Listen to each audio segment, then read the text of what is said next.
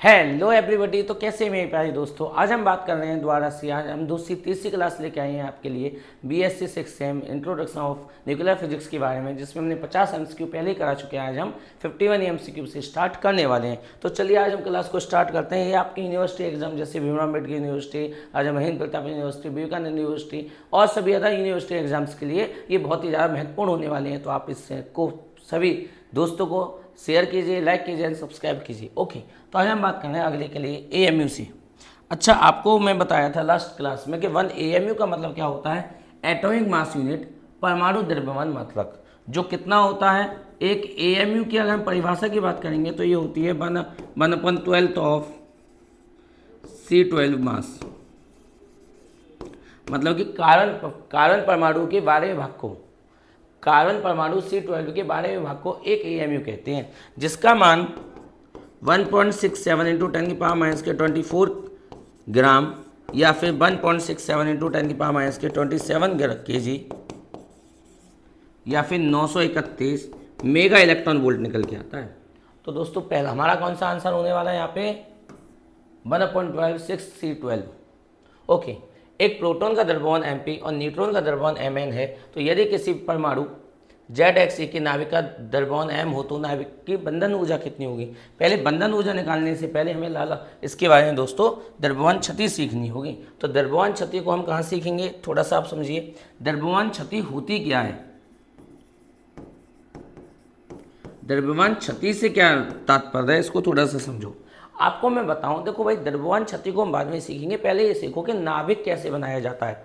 Proton और neutron को मिलन कराने से नाभिक बनता है। अब लेट सपोज कि हम पे 10 प्रोटॉन हैं, एक प्रोटॉन 1 किलो का है तो 10 प्रोटॉन 10 किलो के हो गए। सेम ऐसे हम पे 10 न्यूट्रॉन है, एक न्यूट्रॉन 1 किलो का है तो 10 न्यूट्रॉन हो गए। 10 proton 10 neutron, it means 10 kilo proton 10 kilo neutron दोनों एक दूसरे से मिले और मिलने पे बनना कितना चाहिए, 20 किलो बनना चाहिए। पर जब हम इनका मिलन कराएंगे तो मिलने की वजह से, एक दूसरे को बांधने की वजह से कुछ इनका द्रव्यमान व्यय हो जाएगा इनको बांधने में। इसका मतलब कुछ ऊर्जा खर्च हो जाएगी इनको बांधने में। मतलब कि हमने जो प्रोटॉन न्यूट्रॉन बांधे और बांधने के बाद जो द्रव्यमान होना चाहिए था 20 किलो पर रह गया 18 किलो। 2 किलो कहाँ खर्च हुआ, प्रोटॉन न्यूट्रॉन को, मतलब कि नाभिक को बनाने में, प्रोटॉन न्यूट्रॉन को बांधने में। ये जो ऊर्जा खर्च हुई है, ये जो द्रव्यमान खर्च हुआ है, इसी को हम कहते हैं द्रव्यमान क्षति। मतलब कि प्रोटॉन प्लस न्यूट्रॉन, और प्रोटॉन प्लस न्यूट्रॉन को हम कहते हैं न्यूक्लियॉन। न्यूक्लियॉन का द्रव्यमान नाभिक के द्रव्यमान से ज़्यादा है। कितना ज़्यादा है, कैसे निकालेंगे, कैसे निकालेंगे, न्यूक्लियॉन के द्रव्यमान में से, न्यूक्लियॉन के द्रव्यमान में से नाभिक के द्रव्यमान को घटा करके, हम न्यूक्लियॉन के द्रव्यमान में से नाभिक का द्रव्यमान घटाएंगे तो हम पे क्या आ जाएगा, क्या आ जाएगा, द्रव्यमान क्षति आ जाएगी। और न्यूक्लियॉन मतलब प्रोटॉन प्लस न्यूट्रॉन। तो इसको हम थोड़ा सा एक बार और समझते हैं द्रव्यमान क्षति के लिए। द्रव्यमान क्षति का जो फॉर्मूला होता है डेल्टा एम होता है। कैसे निकालते हैं, न्यूक्लियॉन मतलब प्रोटॉन का द्रव्यमान कितना है, mp, एक प्रोटॉन का। हम पे कितने प्रोटॉन है, हम पे कितने प्रोटॉन है, Z, नीचे वाली तो प्रोटॉन होते हैं, तो प्रोटॉन है Z, तो कितना हो जाएगा द्रव्यमान, ZmP। ये तो हो गया प्रोटॉन का। न्यूट्रॉन का द्रव्यमान कितना होगा, Mn दे रखा है, ये रहा आपका। और न्यूट्रॉन कितने हैं, न्यूट्रॉन होते हैं A माइनस जेड, ऊपर वाले में से नीचे वाले को माइनस करेंगे तो न्यूट्रॉन आएंगे, तो A माइनस जेड। ये हो गए हम पे न्यूक्लियॉन का द्रव्यमान माइनस नाभिक का द्रव्यमान। नाभिक का द्रव्यमान कितना है, m है। तो ऐसे करके हम पे क्या आ गई, ये द्रव्यमान क्षति आ गई। क्या आ गई, द्रव्यमान क्षति आ गई। अच्छा, हमें निकालनी है बंधन ऊर्जा। बंधन ऊर्जा कैसे निकलेगी, बंधन ऊर्जा निकलेगी हमारी डेल्टा एम सी स्क्वायर से। डेल्टा एम की वैल्यू कितनी है, ZmP plus A minus Z Mn minus m। अगर इसमें हम सी स्क्वायर का मल्टीप्लाई कर देंगे तो हम पे क्या आने वाली है, बंधन ऊर्जा आने वाली है। तो क्या हमें दोस्तों समझ में आ रही है कि भाई बंधन ऊर्जा कैसे निकलेगी। बंधन ऊर्जा निकलने वाली है इस तरीके से। पहले हम द्रव्यमान क्षति निकालेंगे, फिर हम निकालेंगे बंधन ऊर्जा। जिसको ये सॉल्यूशन नोट करना है वो स्क्रीनशॉट ले लें, फिर हम आगे चलते हैं। चलें आगे, चलें, ओके चलो। हमारा ये वाला भी हो गया, आगे चलते हैं हम किस पर, 53 पर। 53 क्या कह रहा है? लोहा पृथ्वी पर बहुतायत में पाया जाता है, क्योंकि इसकी संकुलन गुणांक सबसे कम होता है। इसकी संकुलन गुणांक सबसे कम होता है, इसलिए हमें ये सबसे ज़्यादा पाया जाता है। अच्छा, किसी नाभिक के लिए परमाणु द्रव्यमान m, द्रव्यमान संख्या a और पैकिंग गुणांक f है, तो इनके बीच में संबंध क्या होता है? मेरे प्यारे दोस्तों, इनके बीच में संबंध होता है ये वाला, सॉरी, द्रव्यमान, परमाणु द्रव्यमान और द्रव्यमान संख्या अलग अलग बातें हैं, पहली बात तो इसको समझिए। और पैकिंग फैक्टर होता है 1 + f = f/e। कोई दिक्कत है दोस्तों? नहीं है। आगे चलते हैं हम। यदि m द्रव्यमान यदि m परमाणु द्रव्यमान है, a द्रव्यमान संख्या है तथा m - a/a को क्या कहेंगे? हम यहाँ पे m - a/a को क्या कहने वाले हैं दोस्तों? संकुलन गुणांक कहने वाले हैं, जो कि हम अभी पढ़ा के आए हैं। ये रहा, आपको पता होगा संकुलन गुणांक के बारे में। थोड़ा हम दोबारा से चर्चा कर लेते हैं इसके लिए। संकुलन गुणांक के बारे में ये क्या होता है, इसको समझिए अच्छी तरीके से। ये होता है हमारा संकुलन गुणांक, जो कि इसको हम f कहने वाले हैं। f की वैल्यू होती कितनी है? f की वैल्यू होती है m - a/a, ये होती है हमारी दोस्तों। अगर हम यहाँ पे इसी से हमने ये वाली फॉर्मूला निकाल के आए हैं कि भाई m - a/a कितना होने वाला है, तो हमारा f मतलब कि संकुलन गुणांक होने वाला है। आगे चलते हैं।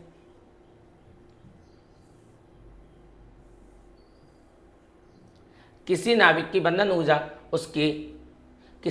बंधन ऊर्जा किसको बताती है? कि नाभिक कितना ज़्यादा स्थायी है। जितनी ज़्यादा बंधन ऊर्जा होगी उतना ज़्यादा स्थायी होगा। जैसे मैंने बताया था 10 किलो प्रोटॉन 10 किलो न्यूट्रॉन एक दूसरे को मिला करके बनाएंगे 18 किलो। अब किसी नाभिक ने 16 किलो बनाया हो तो कौन ज़्यादा स्टेबल होगा? जिसकी 16 किलो होगा द्रव्यमान। क्यों? क्योंकि उसकी बंधन ऊर्जा कितनी है? 4 किलो की। और जिसका 18 किलो है उसकी बंधन ऊर्जा कितनी है? 2 किलो की। जिसकी जितनी ज़्यादा बंधन ऊर्जा उतना ही ज़्यादा नाभिक क्या होगा? हमारा स्थायी होगा।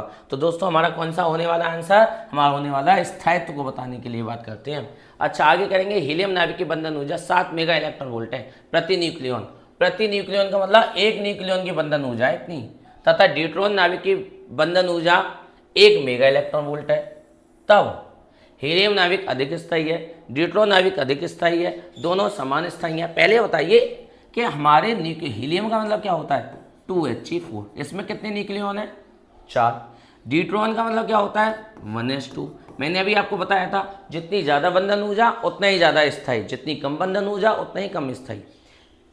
एक न्यूक्लियन की बंधन ऊर्जा 7 है, तो 4 न्यूक्लियन की कितनी होगी? 28 होने वाली है। यहाँ पे एक न्यूक्लियन की बंधन ऊर्जा 1 है, तो 2 की कितनी होगी? 2 मेगा इलेक्ट्रॉन वोल्ट होने वाली है। कौन सी बंधन ऊर्जा ज़्यादा है? हीलियम की ज़्यादा है, तो हीलियम ज़्यादा स्थायी होगा।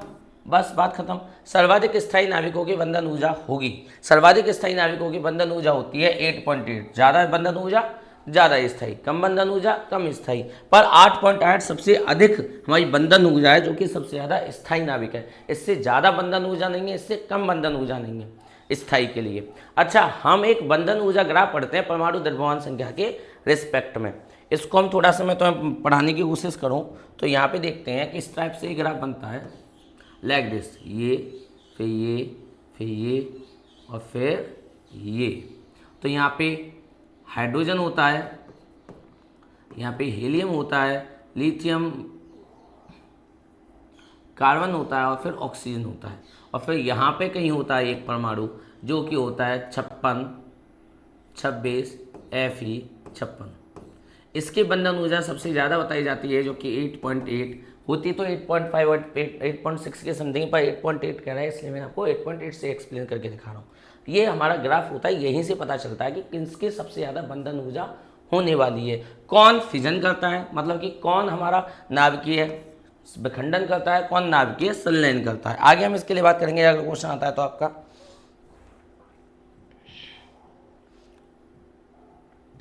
ओके, किसी तत्व की प्रति न्यूक्लियन बंधन ऊर्जा सर्वाधिक होने वाली है। अभी बता के हटाऊं मैं भाई 56 Fe।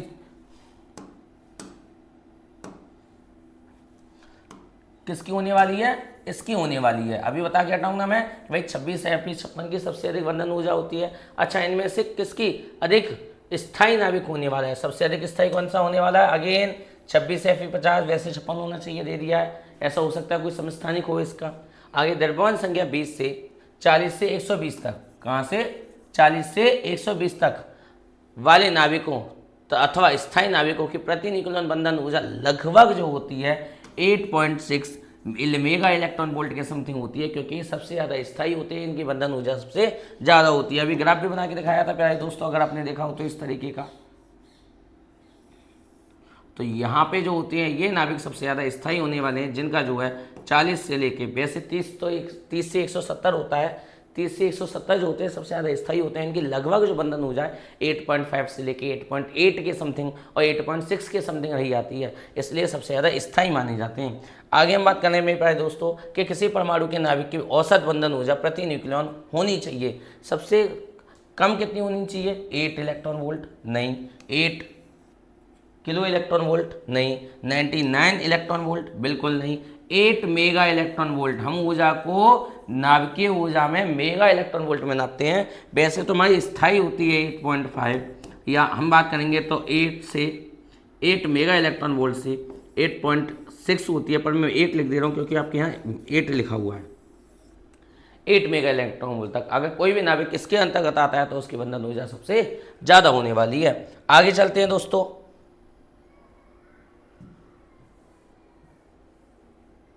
नाभिकीय बंधन ऊर्जा के वक्र के अनुसार, अभी बताया नाभिकीय बंधन ऊर्जा का वक्र, ये आप भूल गए क्या? ये बनाया था मैंने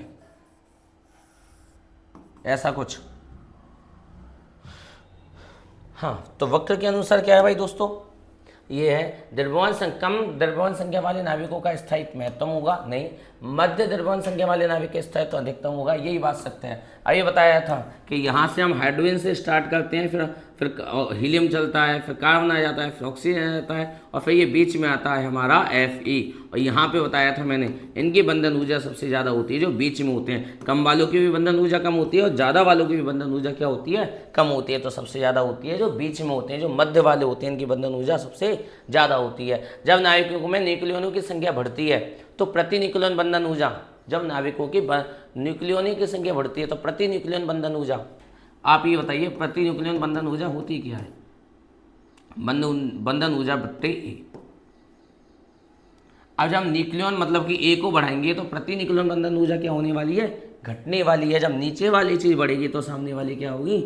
घटेगी। रिपीट कर रहा हूं मैं कि भाई यहाँ पे लिख रहा है बंधन ऊर्जा प्रति न्यूक्लियन,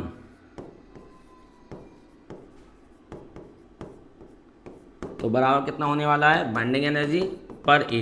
अगर हम ए मतलब कि न्यूक्लियनों की संख्या कितनी होती है? ए। अगर हम कहेंगे 3Li7 में न्यूक्लियन कितनी है तो 7 न्यूक्लियन है, 3 प्रोटॉन है, 4 न्यूट्रॉन है, 7 में से 3 जाएंगे तो 4 न्यूट्रॉन आएंगे। इलेक्ट्रॉन कितने हैं?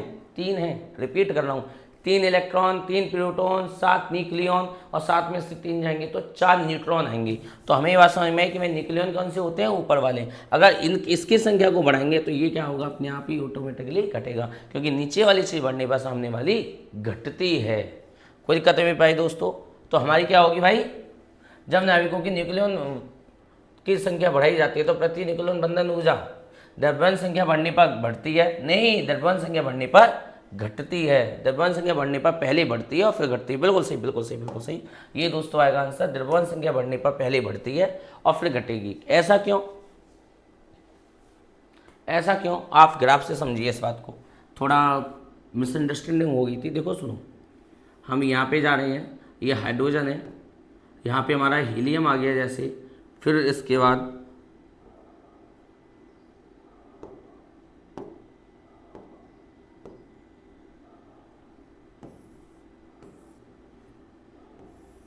ये हाइड्रोजन है, ये आ गया हमारा हीलियम, हीलियम के बाद हमारा आ गया कार्बन, कार्बन के बाद आ गया हमारा ऑक्सीजन, ऑक्सीजन के बाद आएगा हमारा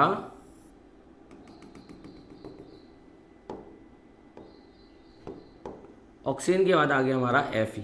तो यहाँ पे बंधन ऊर्जा क्या हो रही है? देखो ऊपर जाने पे बंधन ऊर्जा बढ़ती है। यहाँ तक तो देखो बंधन ऊर्जा बढ़ रही है, यहाँ तक बढ़ी है हमारी बंधन ऊर्जा, फिर बंधन ऊर्जा क्या होने लग गई? घटने लग गई। तो पहले बंधन ऊर्जा बढ़ेगी यहाँ तक, फिर यहाँ के बाद बंधन ऊर्जा घटना चालू हो जाएगी। तो पहले बंधन ऊर्जा बढ़ती है, यहाँ पे देखो द्रव्यमान संख्या बढ़ेगी ए, इधर द्रव्यमान संख्या बढ़ रही है, इधर क्या बढ़ रहा है, बंधन ऊर्जा। पहले तो हमारी बंधन ऊर्जा बढ़ी, बढ़ती गई बढ़ती गई बढ़ती गई एफ तक पहुंची, फिर उसके बाद घटना चालू हो गया। इसका मतलब द्रव्यमान संख्या को बढ़ाने पर बंधन ऊर्जा बढ़ती है और फिर उसके बाद घटने लगती है। तो पहले बढ़ती है फिर बाद में घटती है दोस्तों, यही हमारा आंसर है। ओके, अगर हम आगे चलें अब, ड्यूट्रॉन नाभिक की बंधन ऊर्जा कितनी होती है। ड्यूट्रॉन नाभिक की बंधन ऊर्जा निकाल भी सकते हैं आप, 2 मेगा इलेक्ट्रॉन वोल्ट की समथिंग आएगी। कैसे निकलेगी थोड़ा सा देखते हैं। देखो ड्यूट्रॉन का मतलब होता है 1s2 मतलब इसमें एक प्रोटॉन है और एक ही न्यूट्रॉन है। तो बंधन ऊर्जा का फॉर्मूला क्या होता है, mc²। और क्या आएगा यहाँ पे, 2 है, एक प्रोटॉन और एक न्यूट्रॉन। प्रोटॉन का द्रव्यमान कितना होता है, 0.07775 ऐसा समथिंग। इसका आता है 0.089 मेगा इलेक्ट्रॉन वोल्ट के समथिंग, n2c²। जब मल्टीप्लाई करके लाओगे मेगा इलेक्ट्रॉन वोल्ट में कन्वर्ट करोगे इसको, इंटू 931 करोगे यहाँ पे, तो हमारा आंसर कितना आने वाला है दोस्तों, 2 मेगा इलेक्ट्रॉन वोल्ट आने वाला है। बहुत बढ़िया, आगे चलते हैं अब हम इसके लिए। नाभिक बल निम्न में से के बीच रखता है, न्यूट्रॉन न्यूट्रॉन के बीच, न्यूट्रॉन प्रोटॉन के बीच, प्रोटॉन प्रोटॉन के बीच। तो आपको मैं बता दूं नाभिकीय बल जो है नाभिक के अंदर रहने वाले कणों के बीच लगता है। नाभिक के अंदर कौन कौन से कण रहते हैं, प्रोटॉन और न्यूट्रॉन। तो प्रोटॉन और न्यूट्रॉन दोनों के बीच लगने वाला जो बल है वो हमारा नाभिकीय बल है। तो इसका मतलब हमारा आंसर कौन सा होने वाला है, आंसर नंबर डी। ओके दोस्तों, आगे चलते हैं। कौन सा कथन सही नहीं है, नाभिकीय बल प्रबलतम होता है सबसे ज़्यादा, प्रकृति में पाए जाने वाला सबसे ज़्यादा जो अच्छा बल है, सबसे ज़्यादा प्रबल बल जो है वो नाभिकीय बल है। उसके बाद स्थिर वैद्युत बल है, उसके बाद दुर्बल बल है, और उसके बाद हमारा कौन सा आता है, गुरुत्वाकर्षण बल। तो गुरुत्वाकर्षण बल सबसे न्यूनतम बल है, सबसे छोटा बल है, सबसे कम ताकतवर बल है, और सबसे ज़्यादा अधिक ताकतवर कौन सा है, प्रबल नाभिकीय बल। उसके बाद स्थिर वैद्युत बल, जिसको हम कूलाम का बल भी कहते हैं, स्थिर वैद्युत बल भी कहते हैं, या फिर हम वैद्युत चुंबकीय बल भी कहते हैं। उसके बाद हमारा दुर्बल नाभिकीय बल, और लास्ट में हमारा कौन सा आता है, कौन सा आता है, गुरुत्वाकर्षण बल सबसे दुर्बल है और प्रबल नाभिकीय बल सबसे प्रबल है। दो न्यूट्रॉनों के बीच नाभिकीय बल उतना ही होता है जितना कि दो न्यूट्रॉनों के बीच होता है। ये भी बात सही है। ये डिपेंड नहीं करता कि आवेश है या नहीं है। नाभिकों के बीच में एक जैसा, नाभिकों के अंदर जितने भी कण होते हैं उन पर एक जैसा बल कार्य कर रहा होता है। किसी भी दूरी के लिए दो प्रोटॉन के बीच की नाभिकीय बल उनके बीच वैद्युत बल से कम होता है, नहीं, यही गलत है। हमेशा प्रबल नाभिकीय बल ज़्यादा होता है और दुर्बल और वैद्युत बल कम होता है। सबसे ज़्यादा ताकतवर कौन, प्रबल नाभिकीय बल, सबसे उससे कम कौन, वैद्युत बल। पर यहाँ पे उल्टा लिख रहा है कि भाई वैद्युत बल ज़्यादा होगा और प्रबल नाभिकीय बल कम होगा। यही तो गलत हुआ हमारा आंसर। ओके दोस्तों, आगे चलते हैं। नाभिकीय बल है लघु परासी, बिल्कुल सही बात है। नाभिकीय बल केवल नाभिक के अंदर लगता है, और नाभिक होता कितना है, बहुत छोटा सा। इसकी व्यास कितना होता है, लगभग 10⁻15 मीटर की कोटि का। और परमाणु का कितना होता है, 10⁻10 मीटर की कोटि का व्यास। तो बहुत छोटे गोले से में लगने वाला है, इसलिए लघु परासी बल कहलाता है हमारा। आगे हम चलते हैं भाई। नाभिकीय बल इस वैद्युत स्टैटिक बल से ताकतवर होता है, बिल्कुल गलत बात है। हाँ सॉरी, ताकतवर होता है, बिल्कुल सही बात है। क्या लिख रहा है, वैद्युत स्टैटिक बल के से ज़्यादा ताकतवर होता है। स्थिर वैद्युत बल कमजोर होता है। और किससे कमजोर होता है, सबसे पहले कौन, प्रबल नाभिकीय बल, फिर स्थिर वैद्युत बल, फिर दुर्बल नाभिकीय बल, फिर गुरुत्वाकर्षण बल। तो गुरुत्वाकर्षण बल सबसे दुर्बल और प्रबल नाभिकीय बल सबसे प्रबल। उसके नीचे कौन आता है, हमारा स्थिर वैद्युत बल। इसलिए ये वाला आंसर हमारा सही होने वाला है। आगे हम बात करेंगे नाभिकीय बलों की उत्पत्ति को मेसन सिद्धांत युकावा साइंटिस्ट ने दिया था 1934 या 1932 के समथिंग दिया था उन्होंने। ये जापानीज साइंटिस्ट ने, इन्होंने बताया था कि नाभिक के अंदर प्रोटॉन और न्यूट्रॉन भी लगातार एक दूसरे में कन्वर्ट होते रहते हैं। किसके द्वारा, पाई मेसन अवधारणा के द्वारा। इन्होंने 3 कण अपने बताए थे, पाई पॉजिटिव, पाई नेगेटिव और पाई जीरो। इससे प्रोटॉन न्यूट्रॉन में, न्यूट्रॉन प्रोटॉन में बदलता रहता है, जिसकी वजह से इनके बीच में नाभिकीय बल कार्य कर रहा होता है। तो इसलिए हम इनको विनिमय बल भी कह देते हैं कभी कभार नाभिकीय बल को। अच्छा भाई, अब हम आगे चलते हैं।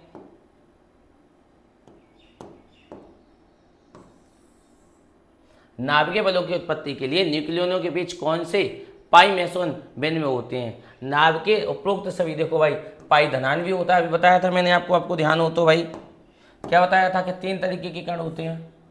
कौन कौन से? पाई पॉजिटिव, पाई नेगेटिव और पाई जीरो। ये तीनों एक दूसरे में विनिमय करते रहते हैं, जिसकी वजह से आगे बढ़ा जाता है। ओके भाई, आगे चलते हैं। अरे कहाँ रह गए?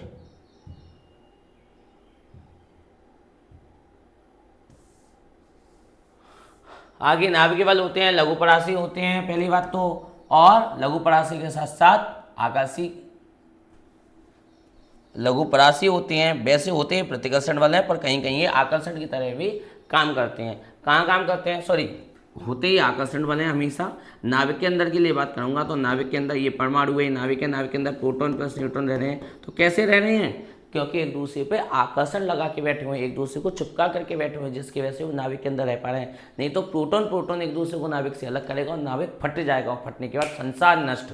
क्योंकि हर एक चीज़ परमाणु से मिलकर बनी होती है, चाहे हम सही, चाहे तुम सही, चाहे कैमरा सही, चाहे सिस्टम सही, चाहे डिजिटल बोर्ड सही, चाहे हमारे सिर के बाल सही, चाहे नाखून सही। पृथ्वी पर रहने वाली हर एक वस्तु, चाहे जीवित हो चाहे अजीवित हो, मतलब कि चाहे तो हमारी जीवित हो, लिविंग हो, चाहे नॉन लिविंग हो, तो सभी वस्तुएं परमाणु से मिलकर बनी होती हैं। परमाणु इलेक्ट्रॉन नाभिक से, और नाभिक के अंदर प्रोटॉन प्रोटॉन एक दूसरे के बीच प्रतिकर्षण करेंगे तो नाभिक क्या हो जाएगा? फट जाएगा, और फटने की वजह से नाभिक की संरचना नहीं बनेगी। नाभिक नहीं बनेगा तो हमारा परमाणु नहीं होगा, परमाणु नहीं होगा तो हमारे विश्व यूनिवर्स ब्रह्मांड के बारे में कोई कुछ जान ही नहीं पाएगा, क्योंकि संसार की रक्षा ही नहीं हो पाएगी। तो हम दोस्तों बात करेंगे कि नाभिक के अंदर कौन सा बल लगता है? आकर्षण बल। क्यों लगता है? क्योंकि प्रोटॉन प्रोटॉन को एक दूसरे से बंध कर रहना है, प्रोटॉन न्यूट्रॉन को एक दूसरे से बंध कर रहना है, और बांध कर रहने वाला, मैं तो आकर्षण कर रहा हूँ। आकर्षण करने का मतलब है एक दूसरे से चिपकना। चिपकने का मतलब है यहाँ पे प्रोटॉन प्रोटॉन न्यूट्रॉन न्यूट्रॉन एक दूसरे से चिपक रहे होंगे, इसी वजह से आपस में आकर्षण बल लगा रहे होंगे। तो लघु परासी बल हमने पहले पढ़ लिया था, आकर्षण बल हमने पढ़ लिया, और संतप्त भी होता है, मतलब कि सैचुरेटेड भी होता है यहाँ पर ये बल। ओके, तो दोस्तों अब हम आगे चलते हैं। नाभिकीय बलों के लघु परासी तथा संतप्त होने पर ही नाभिकीय बल की बंधन ऊर्जा हो सकती है। द्रव्यमान संख्या के अनुक्रमानुपाती होती है इनकी बंधन ऊर्जा, अगर आपको पता हो तो। आगे हमने क्या बताया है? हो गया ये तो। निम्न में से कौन सा कथन गलत है? नाभिकीय बल प्रबल होते हैं, बिल्कुल सही बात है। नाभिकीय बलों की परास कम होती है, बिल्कुल सही बात है। नाभिकीय बल न्यूक्लियनों की संख्या पर बढ़ने पर कम होती है, बिल्कुल गलत। जितनी ज़्यादा न्यूक्लियनों की संख्या उतना ज़्यादा नाभिकीय बल बढ़ेगा। जितने ज़्यादा प्रोटॉन होंगे उतने ज़्यादा नाभिकीय बल लगाना पड़ेगा। अगर नाभिकीय बल कम होगा तो प्रोटॉन नाभिक को चीर कर बाहर निकल जाएंगे और नाभिक नष्ट, और नाभिक नष्ट होते ही परमाणु नष्ट, तो मतलब दुनिया नष्ट, जो कि ऐसा संभव नहीं है। इसलिए नाभिकीय बल न्यूक्लियनों की संख्या बढ़ने पर बढ़ता है, ना कि कम होता। आगे हम बात करेंगे प्राय दोस्तों, एकावा ने खोजा है, अभी बताया तो सही, पाई मैसन को। एकावा ने क्या खोजा है? पाई मैसन को खोजा है। नाभिकीय बलों में एक्सचेंज विनिमय बल कहाँ कहाँ लगते हैं? प्रोटॉन प्रोटॉन के बीच लगता है, न्यूट्रॉन के बीच लगता है। उपरोक्त एक सेकंड, ये दोस्तों हमारे लिए गलत हो गया थोड़ा सा, समझिए। विनिमय बल लगता है, पाई पॉजिटिव है और एक न्यूट्रॉन लगा। अब न्यूट्रॉन पे कोई आवेश होता नहीं है, पाई पे आवेश, अगर न्यूट्रॉन को आवेश देगा तो ये प्लस का आवेश हो जाएगा। प्लस का आवेश किस पे होता है? प्रोटॉन पर। तो पाई पॉजिटिव के हेल्प से न्यूट्रॉन बन गया प्रोटॉन में। अगर हम प्रोटॉन को पाई नेगेटिव दे दें तो ये बन जाएगा न्यूट्रॉन में। तो विनिमय बल लगता है पाई पॉजिटिव, पाई मैसन के द्वारा प्रोटॉन को न्यूट्रॉन में, ये न्यूट्रॉन को प्रोटॉन में बदलने के लिए। तो ये कहाँ लगता है? पाई मैसन के लिए काम कर रहा होता है। तो हम दोस्तों आगे की तरफ चल रहे हैं। अब न्यूक्लियनों के बंधन के लिए कौन सा बल उत्तरदायी है? नाभिकीय बल लगता है केवल बंधन के लिए। अलग अलग करने के लिए तो विद्युत बल या कूलाम बल लग सकता है। गुरुत्वाकर्षण बल का कोई नाभिक के अंदर कोई काम ही नहीं है, क्योंकि लघु परास बल नहीं है। आगे हम बात करेंगे नाभिकीय बल हैं, नाभिकीय बल हैं आवेशीय आश्रित, संतप्त, आवेश अनाश्रित। अगर आवेश आश्रित होते तो प्रोटॉन प्रोटॉन के बीच ही लगता ना, ये प्रोटॉन न्यूट्रॉन के बीच क्यों लगता? प्रोटॉन तो आवेशित होता है, न्यूट्रॉन अनावेशित होता है, तब भी लग रहा है। न्यूट्रॉन न्यूट्रॉन के बीच भी लग रहा है, इसका मतलब ये आवेश अनाश्रित बल है, आवेश पर निर्भर नहीं करता, बिना आवेश के भी वैसे ही काम करता है जैसे आवेश के लिए काम करने वाला है। तो दोस्तों आगे क्या है? नाभिक का बंधन ऊर्जा में सर्वाधिक योगदान होता है आयतन ऊर्जा का, पृष्ठ ऊर्जा का, कूलाम ऊर्जा का, असमित ऊर्जा का। तो आयतन ऊर्जा का सबसे बड़ा योगदान होने वाला है यहाँ पे दोस्तों हमारा। आगे की तरफ चलते हैं हम। बंधन नाभिक की बंधन ऊर्जा में कूलामी ऊर्जा का योगदान है केवल ऋणात्मक योगदान होता है, जिसकी वजह से बंधन ऊर्जा ऋणात्मक हो जाती है और आराम से न्यूक्लियनों को बांध के रख सकती है। न्यूट्रॉन की बंधन ऊर्जा कितनी होती है, अभी बता के हटे हम, 2 मेगा इलेक्ट्रॉन वोल्ट बताई थी, यहाँ पे 2.2 आ रही है, निकाल के आप देख सकते हैं, बताया था 1s2 होता है। 1s2 का मतलब बंधन ऊर्जा निकालेंगे तो डेल्टा MC स्क्वायर आता है। कितने प्रोटॉन है, एक प्रोटॉन है। कितने न्यूट्रॉन है, एक न्यूट्रॉन है। प्रोटॉन न्यूट्रॉन का द्रव्यमान लगाकर C स्क्वायर लगा देना, हमारा आंसर आ जाएगा। ओके, नाभिक न्यूट्रॉन के नाभिक में होते हैं, न्यूट्रॉन के नाभिक में कौन होता है, एक प्रोटॉन होता है और एक न्यूट्रॉन होता है। अभी बता करके दोस्तों हम हटे हैं और हम इससे आगे चलते हैं।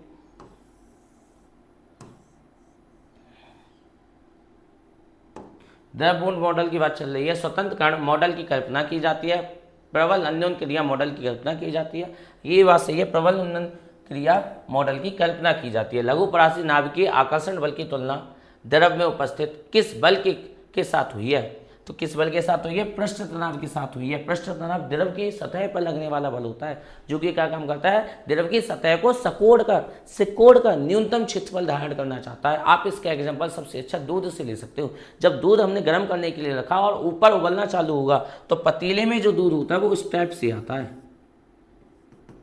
किस वजह से, पृष्ठ तनाव की वजह से। आप खून की बूंद अगर होगी जमीन पे पड़ी हुई है तो वो इस टाइप से आकार बनाएगी, ना कि इस टाइप से। क्यों, क्योंकि सभी क्या चाहते हैं, सभी पृष्ठ न्यूनतम क्षेत्रफल को सिकोड़कर, अपने पृष्ठ को सिकोड़कर न्यूनतम क्षेत्रफल धारण करना चाहते हैं। इसका मतलब पृष्ठ तनाव का गुण दर्शाते हैं।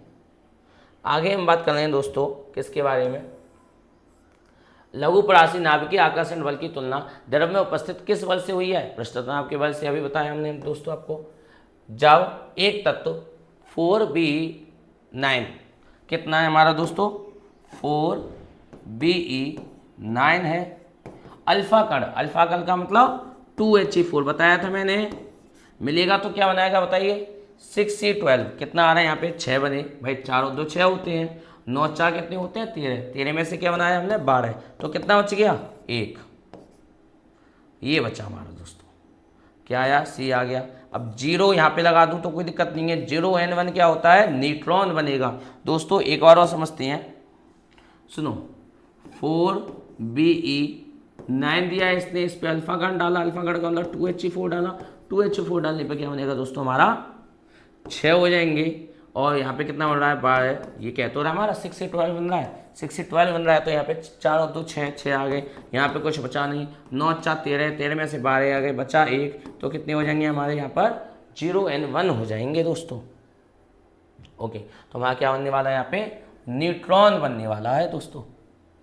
एक सेकंड में गलत आंसर टिक कर दिया, क्या होने वाला है, न्यूट्रॉन बनने वाला है। आगे क्या कह रहा है, अब देखो यहाँ पे सुनो, 6 है यहाँ पे, 6 में से 7 हुए -1, 6 में से 7 में से क्या है, 6 आ जाएंगे, 14 में से 14 आ गए। तो यहाँ पे कुछ बचा, कुछ नहीं बचता। तो एक एनर्जेटिक पार्टिकल लिया जाता है जो कि न्यूट्रिनो होता है। ध्यान देना, न्यूट्रॉन का मतलब होता है, सुनो, 0N1।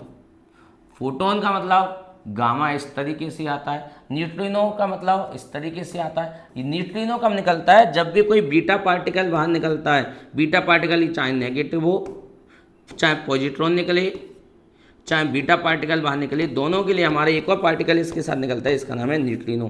तो न्यूट्रिनो कब निकलता है, जब भी हमारा कोई बीटा पार्टिकल बाहर निकले। और बीटा पार्टिकल बाहर नहीं निकल रहा तो हमारा क्या निकलता है, फिर एंटी न्यूट्रिनो निकलता है। और एंटी न्यूट्रिनो को कैसे दिखाते हैं हम, रिपीट कर रहा हूँ। जैसे यहाँ पे देखो, 7 में से गए 6, 14 के 14 हैं, तो यहाँ पे कौन सा कण आएगा, न्यूट्रॉन आने वाला नहीं है, क्योंकि न्यूट्रॉन आता है 0N1 पर। न्यूट्रिनो आता है जब बीटा निकलता है, तो ये भी आने वाला नहीं है। फोटोन इतनी जल्दी निकलने वाला है नहीं, फोटोन अपने आप में एक कण है। तो क्या निकलता है, केवल एंटी न्यूट्रिनो बाहर निकल के आता है।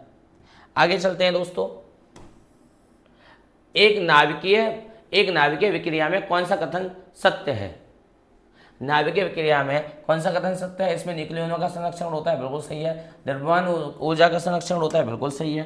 अगर हम बात करें आवेश संरक्षण होता है, बिल्कुल सही है। तो उपरोक्त सभी मेरे प्यारे दोस्तों होने वाले हैं। आगे हम चल रहे हैं, नाभिकीय अभिक्रिया में क्या संरक्षित नहीं रहता है, तो नाभिकीय अभिक्रिया में न तो चुंबकीय आघूर्ण संरक्षित रहता है, न वैद्युत द्विध्रुव चतुर द्विध्रुव आघूर्ण संरक्षित रहता है। दोनों ही सही है। अच्छा, आगे हम चलते हैं।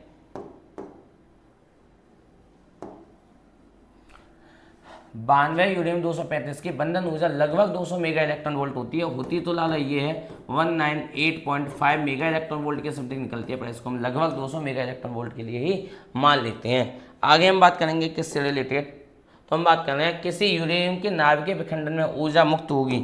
आपको मैं बताई थी 200 मेगा इलेक्ट्रॉन वोल्ट मुक्त होती है। मेगा इलेक्ट्रॉन वोल्ट को हम किस में कन्वर्ट कर लेंगे, इलेक्ट्रॉन वोल्ट में। कैसे कर, जूल में कर लो, 1.6 इंटू 10⁻³ का गुणा करके। अगर इलेक्ट्रॉन वोल्ट होता ई की वैल्यू कितनी होती है, 1.6 इंटू 10⁻19 का गुणा करते, पर है मेगा, मेगा का मतलब +6, इसमें +6 जोड़ेंगे तो कितना आएगा 13। गुणा आप कर लेंगे तो आंसर हमारा कौन सा आ जाएगा दोस्तों, एक बार गुणा करके देख लें, मैं सीधे डायरेक्ट आंसर लगा रहा हूँ 9 इंटू 10⁻13। आप एक बार चेक कर लेना जो भी आए, 8 इंटू 10⁻13 कैसे, देखो 200 इंटू 1.6 इंटू 10⁻13 और कितना होता है 16 दूनी 32 के समथिंग आना चाहिए। क्या हो रहा है भाई, एक क्रिया यूरेनियम के विखंडन में ऊर्जा मुक्त होगी, ये तो आंसर सही नहीं है, बिल्कुल सही नहीं है। पर चलो एक बार इसका आंसर हम चेक और कर लेंगे दोस्तों। वैसे तो इसका आंसर बिल्कुल गलत दिखाई दे रहा है, पर तब भी एक बार हम इसका आंसर चेक कर लेंगे, इसको हम अभी डाउट में डाल लें और नेक्स्ट क्लास में हम इसका आंसर आपके पास में लेकर के आएंगे। सूर्य द्वारा विमुक्त ऊर्जा निम्न प्रक्रम द्वारा होती है। सूर्य में ऊर्जा किसके द्वारा बनती है, नाभिकीय संलयन के द्वारा। हाइड्रोजन बम में ऊर्जा किसके द्वारा बनती है, नाभिकीय संलयन के द्वारा। परमाणु बम में ऊर्जा किसके द्वारा बनती है, नाभिकीय विखंडन के द्वारा। नरोला पावर प्लांट हमारी हाथरस के पास अलीगढ़ में ही है, जिसपे हमारी नाभिकीय ऊर्जा से विद्युत ऊर्जा बनाई जाती है। वहाँ पे क्या होता है, नाभिकीय विखंडन होता है। परमाणु में क्या होता है, नाभिकीय विखंडन होता है। ध्यान दो, परमाणु बम में नाभिकीय विखंडन होता है। अगर हम बात करेंगे किसके बारे में, परमाणु बम में होता है नाभिकीय विखंडन। अब हम बात करेंगे नरोला पावर प्लांट, जिसमें न्यूक्लियर पावर प्लांट भी कहते हैं, हमारे हाथरस के पास अलीगढ़ में है। वहाँ पे भी क्या होता है, नाभिकीय विखंडन अभिक्रिया से हमारी क्या करते हैं, विद्युत ऊर्जा को नाभिकीय ऊर्जा को विद्युत ऊर्जा में कन्वर्ट करके हमारे आसपास के क्षेत्रों में भेजा जाता है। और पता है आपको अच्छे तरीके से 1 किलो यूरेनियम से बहुत ज़्यादा ऊर्जा प्राप्त की जा सकती है, जितनी कि हमें हजारों ट्रक कोयले से प्राप्त होगी। इसलिए हम क्या करते हैं, कम पर आता कॉस्टली है उसी हिसाब से। ओके चलो हम आगे बात करते हैं, क्योंकि आज हम पे समय भी कम है और समय भी कम लगाना है, तो हम फालतू की बात ना करते हुए आगे चलते हैं। ओके दोस्तों, एक नाभिकीय विखंडन के लिए किस कण की बमबारी करनी पड़ेगी। नाभिकीय विखंडन के लिए हमेशा हम न्यूट्रॉन की बमबारी करते हैं। नाभिकीय विखंडन कराने के लिए हम किसकी बमबारी करते हैं, हमेशा न्यूट्रॉन की बमबारी करते हैं। औसत रूप से एक यूरेनियम नाभिकीय विखंडन से उत्सर्जित होने वाले न्यूट्रॉनों की संख्या लगभग होती 3 है, पर यहाँ पे 2.5 लिख रही है, पता नहीं कैसे 2 या 3 निकलते हैं हर बार। 2.5 का तो कोई मतलब नहीं बनता, या तो 3 निकलेंगे या 2 निकलेंगे, तो आंसर इसका 3 होना चाहिए। वैसे 2.5 दे रखा है, पता नहीं कैसे, और मुझे लग रहा है ये आंसर मेरे अकॉर्डिंग तो गलत है, होना चाहिए इसका 3।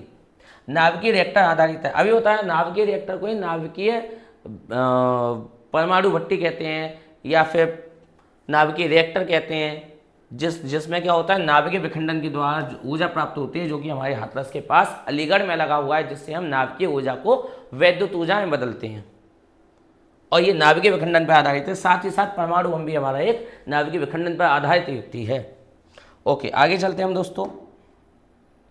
नाभिकीय रिएक्टर में मंदक का कार्य कौन करता है। नाभिकीय रिएक्टर में मंदक का काम करता है तीव्रगामी, ताकि नाभिकीय विखंडन के नाभिकीय रिएक्टर से मंदक का कार्य है तीव्र इलेक्ट्रॉनों को मंदित करना, ताकि नाभिकीय विखंडन की प्रायिकता बढ़े, मतलब कि नाभिकीय विखंडन अभिक्रिया स्लो हो सके। एक साथ होगी तो एक साथ बहुत बड़ी ऊर्जा का रूप ले लेगी, जिसको हमें संभालना भी मुश्किल हो जाएगा और वहाँ पे ब्लास्ट हो जाएगा, जैसा कि परमाणु बम में होता है। इससे रोकने के लिए हम क्या करते हैं, यहाँ पे तीव्रगामी न्यूट्रॉनों का उपयोग करते हैं। अगर इलेक्ट्रॉन ज़्यादा तेज चलेंगे तो ज़्यादा जल्दी यूरेनियम का विखंडन करेंगे, जिससे कि बहुत बड़ा ऊर्जा की मात्रा मिलेगी, जो कि हमारे लिए ही कहीं ना कहीं कष्टकारी हो सकती है। इसको रोकने के लिए उसमें हम मंदक के रूप में कैडमियम की छड़ वगैरह उपयोग करते हैं, जिससे कि ग्रेफाइट की रॉड वगैरह उपयोग करते हैं। कैडमियम की छड़ तो सुरक्षा छड़ें होती हैं, जो कि परमाणु भट्टी में जब हमें बिल्कुल नाभिकीय विखंडन की विक्रिया को रोकना हो तो उसके अंदर घुसा देते हैं, जिससे कि कैडमियम क्या करते हैं, सारे न्यूट्रॉनों को हम अपने अंदर अवशोषित कर लेता है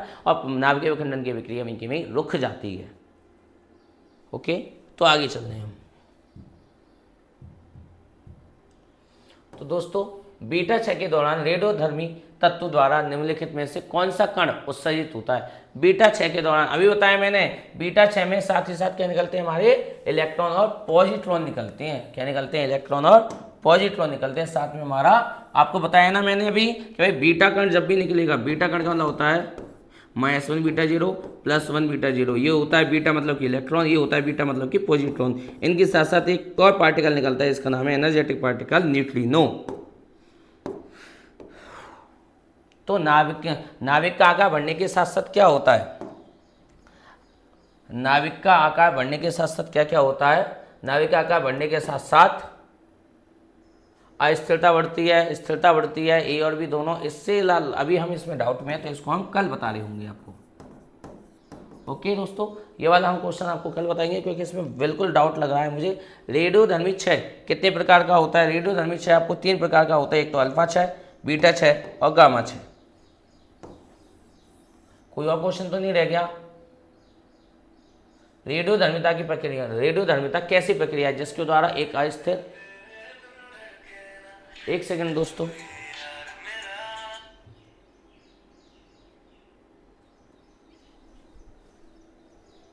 जिसके द्वारा एक स्थिर परमाणु का विकिरण होता है, नहीं जिसके द्वारा स्थिर परमाणु का, नहीं अस्थिर परमाणु का, अस्थिर परमाणु से अल्फा क्षय, बीटा क्षय, गामा क्षय होने लगते हैं। भारी परमाणु होते हैं जिनका परमाणु भार मैं कहूँ तो 182 से अधिक परमाणु क्रमांक होता है और परमाणु भार 230 के समथिंग इनका होता है, जिससे कि लगातार अल्फा कण, बीटा कण, गामा कण बार बार निकलने लगती हैं और इस टाइप की कणों को बनाती हैं। ओके, आगे हम बात करें आगे के लिए। नाभिक का आकार के लिए हमने बता दिया आपको, अभी डाउट है क्वेश्चन। रेडियोधर्मी क्षय 3 प्रकार का होता है। रेडियोधर्मी क्षय को किस प्रकार के वर्गीकृत किया गया है? अल्फा में किया गया है, बीटा में और गामा में। इससे पहले वाले क्वेश्चन 3 प्रकार का है। आगे हम बात करते हैं अल्फा क्षय क्या होता है। अल्फा क्षय में क्या होता है?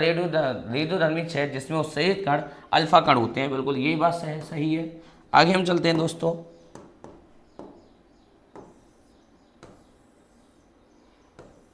बीटा क्षय को कितने तरीकों में बांटा गया है? तो बीटा क्षय को केवल 2 तरीकों में, बीटा क्षय को 5 तरीकों में बांटा गया। अभी देख रहे हैं सर 2 तरीकों में बांटा गया है। कैसे बांटा गया है? क्योंकि बीटा क्षय 2 तरीके से होता है, -1 बीटा 0 और +1 बीटा 0। आगे चलते हैं दोस्तों। बीटा क्षय को 2 तरीकों में बांटा गया है। कौन सा? माइनस बीटा और प्लस के बीटा। अभी बताया मैंने दोस्तों आपको। बीटा प्लस क्या होता है? बीटा प्लस होता है पॉजिट्रॉन और इसके साथ क्या उत्सर्जित होता है? जब नाभिक प्रक्रिया में एक पॉजिट्रॉन एक न्यूट्रॉन उत्सर्जित करता है, इसको हम कहते हैं बीटा प्लस। इसका आंसर ये वाला है, ये वाला नहीं है, गलत है, इसको सही कर लीजिएगा आप सभी। एक न्यूट्रॉन का नुकसान मतलब कि 6 बराबर होता है एक बीटा कण की हानि और एक प्रोटॉन की वृद्धि। दोनों में बीटा कण का मतलब होता है इलेक्ट्रॉन और न्यूट्रॉन का मतलब होता है प्लस के। माइनस से प्लस खत्म हो जाए तो क्या आने वाला है हमारा दोस्तों? न्यूट्रॉन आने वाला है। और न्यूट्रॉन का मतलब ये वाली बात। ओके दोस्तों, बस लास्ट हमारा बस चल ही रहा है। और कितने रह गए अभी? ज़्यादा नहीं है। हम आज दोस्तों यहीं पे क्लास को एंड करेंगे अपने 110 कराने के बाद, और फिर हम आगे चलेंगे बाद में कल, क्योंकि आज हम पे थोड़ी सी समय की कमी है, इसलिए हम आपको यहीं पे छोड़ रहे हैं 105 पर ही। 105 नहीं 106 हो चुके हैं और आगे की हम बात करेंगे दोस्तों कल। ओके, जय श्री राधे।